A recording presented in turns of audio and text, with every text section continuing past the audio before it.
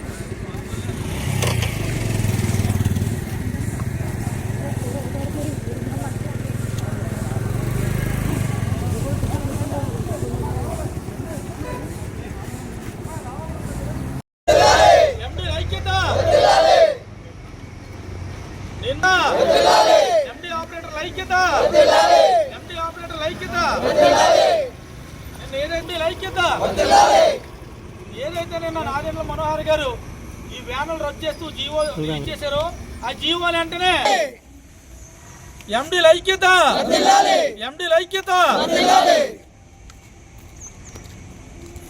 గౌరవ మంత్రివర్యులు నాదెండ్ల మనోహర్ గారు పౌర శాఖ రిలీజ్ చేశారు. మా వ్యానులు రద్దు చేస్తూ తక్షణమే ఆ జీవోను ఉపసంహరించుకోవాలి. ఎండీల ఐక్యత, ఎండి ఆపరేటర్ల ఐక్యత, ఎండి ఆపరేటర్ల ఐక్యత, ఎండి ఆపరేటర్ల ఐక్యత, ఎండీల ఐక్యత, ఎండీల ఐక్యత. ఈ రోజు మన జిల్లా అయినటువంటి తూర్పుగోదావరి జిల్లా అయినటువంటి కలెక్టర్ ఆఫీస్ గారికి ఈ రోజు మీ ఎండి ఆపరేటర్లు అందరూ ఉదయం 10 గంటలకు తరలి రావడం జరిగింది జిల్లా నలుమూల నుంచి. అయితే రావడానికి గల ముఖ్య కారణం నిన్న ఏదైతే మన పౌర సరఫరాల మంత్రి నాదెండ్ల మనోహర్ గారు వ్యానులు రద్దు చేస్తూ రేషన్ షాపుల దగ్గరే రైస్ జూన్ 1వ తారీఖు నుంచి ఇస్తామని అనౌన్స్ చేశారో దాని మీద మేము కలెక్టర్ గారిని, జేసీ గారిని కలవడం జరిగింది.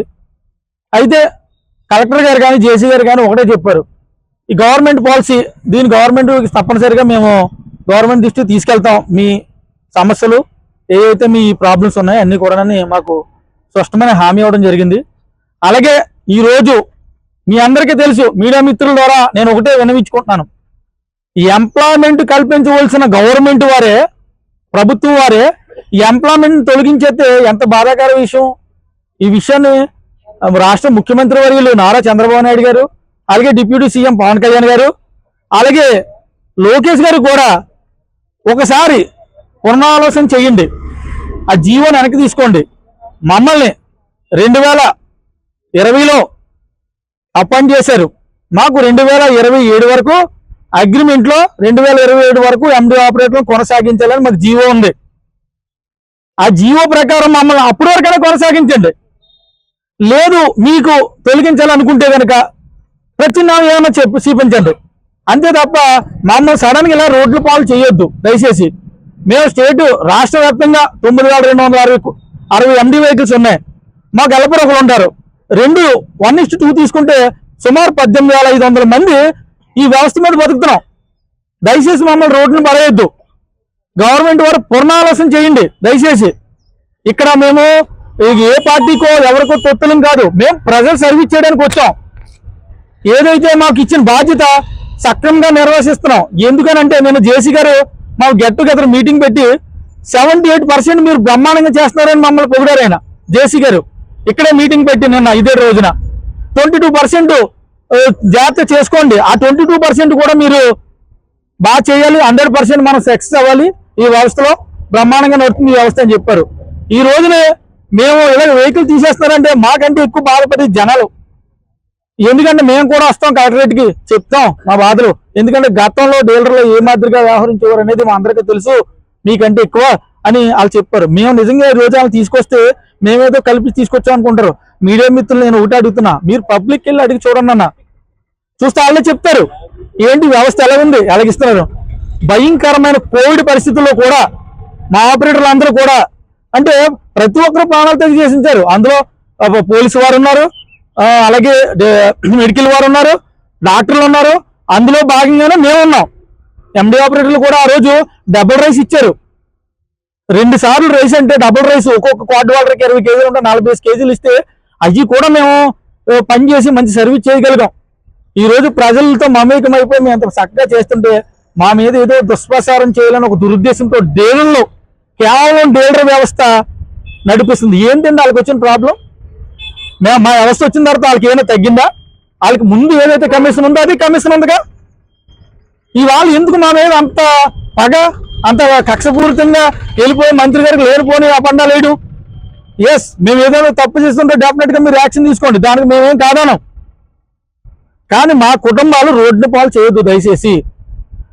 ఎస్, మీకు నచ్చట్లేదు ఈ వ్యవస్థ, ఇంకా మెరిట్ గా చేసుకోవాలి. ఇంటింటికి పంపించాలనుకుంటే ఇంకో 2,000 3,000 అదనంగా వెహికల్స్ ఇప్పించి ఇంటింటికి ఇవ్వండి.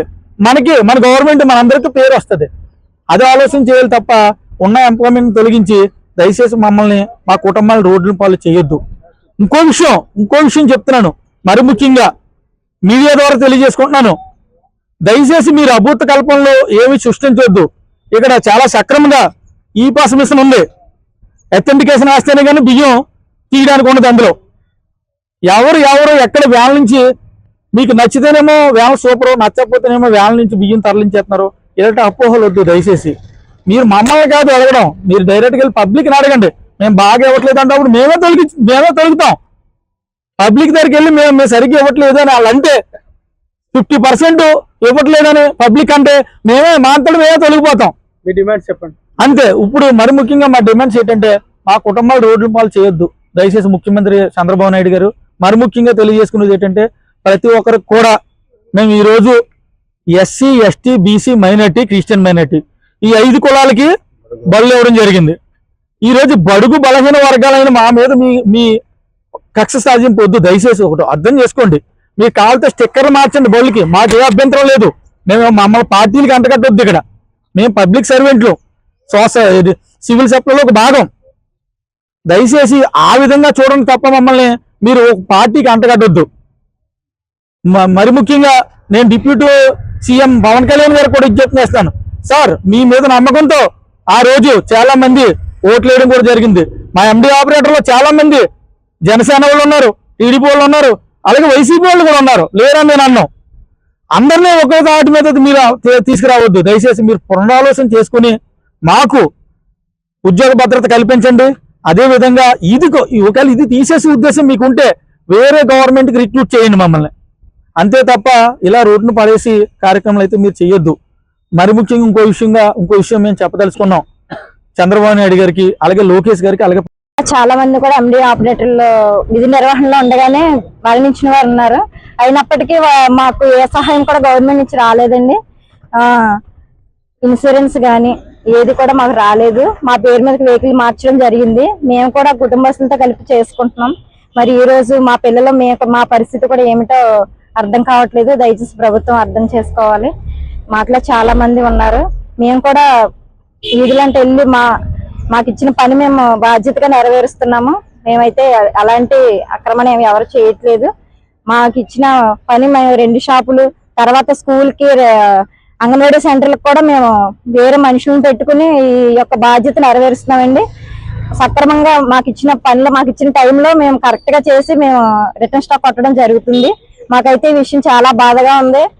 మేము స్త్రీలైనా సరే మేము చాలా మనుషులను పెట్టుకుని మేము కరెక్ట్ గా చేస్తున్నామండి. ఎవరికి కూడా మా వల్ల ఎవరికి ఇబ్బంది కలగకూడదని ప్రతి వీధిలోకి వెళ్ళి జనాలకి ఇవ్వడం జరుగుతుంది. మంచం మీద ఉన్న వృద్ధాప్యం ఉన్న వాళ్ళకి కూడా మేము తమ్ములేయించుకోవడం జరుగుతుంది. అలాగే హ్యాండిక్యాప్లు కూడా ఇంటికి వెళ్ళి మేము తమ్ములేయించుకోవడం జరుగుతుందండి. అందరికి మేము ఇస్తున్నాం. మా వల్ల ఎవరికి కూడా ఎటువంటి ఇబ్బంది లేదు. దయచేసి ప్రభుత్వం అర్థం చేసుకోవాల్సిందిగా కోరుచున్నాము. ఈ వ్యవస్థను ఎవరు నడిపించబోతున్నారు? 1వ తారీఖు నుంచి డీలర్లా ఎవరు నడిపించబోతున్నారు? మీరు ప్రభుత్వం ఏం కోరుకుంటున్నారు? న్యాయం చేయమని కోరుతున్నాను. వ్యవస్థ కంటిన్యూ చేయాలి. అదే రేపటి నుంచి అంటే జూన్ 1 నుంచి మరి డీలర్ షాప్ లో రేషన్ ఇవ్వడం జరుగుతుందని చెప్తున్నారు. మరి ఇవన్నీ మరి 4 అంతస్తులైనా 5 అంతస్తులైనా మేము వెళ్ళి తమ్మలేయించుకోవడం జరుగుతుందండి. వాళ్ళకి కూడా ఏ లోటు లేకుండా మేము రేషన్ ఇవ్వడం జరుగుతుంది. మరి ఇప్పుడు రేషన్ షాపులు కానీ సడన్ గా గవర్నమెంట్ నిర్ణయం తీసుకుందండి. మరి మాకు ఎటువంటి న్యాయం చేయకుండా మరి నిర్ణయం తీసుకోవడం చాలా బాధాకరం. మాకు ఏదైనా మరి మాకు ఇన్సూరెన్స్ గానీ మేము భర్తను కోల్పోయి హాస్పిటల్ కూడా బోల్డ్ అమౌంట్ ఖర్చు పెట్టి మేము వీధిన పడ్డామండి. దయచేసి మాకు ఎటువంటి న్యాయం చేస్తుందనేది మేము ప్రశ్నిస్తున్నాము. మాకు న్యాయం జరగాలి.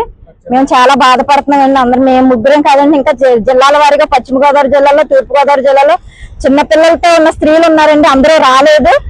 మరి సడన్ గా కాబట్టి కొంతమంది మాత్రమే వచ్చాము. చాలా ఇది బాధాకరం. దయచేసి ప్రభుత్వం అర్థం చేసుకోవాల్సిందిగా కోరుచున్నాను.